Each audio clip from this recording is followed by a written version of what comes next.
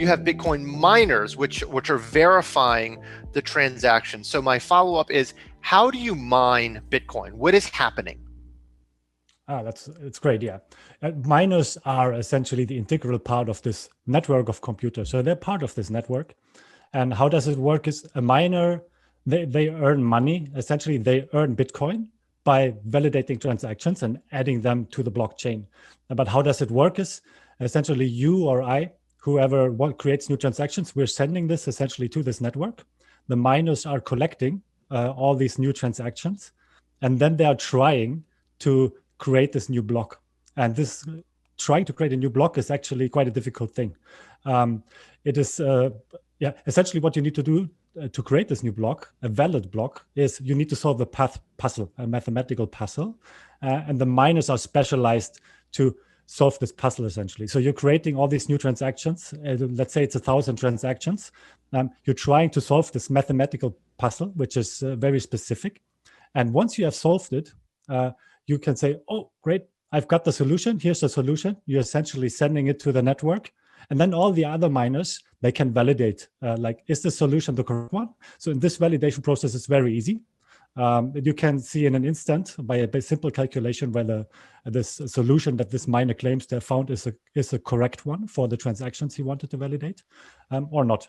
And if everybody essentially agrees, yes, this is a correct solution, then this block is added to the blockchain. You have extended the blockchain, and the miner who has successfully solved this puzzle will get a reward, which is new Bitcoins being created.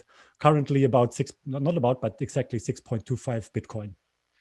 All right. Question that just came to my mind, you may or may not know the answer to this. Are there public companies that are Bitcoin miners? Like, can I buy stock in a Bitcoin miner?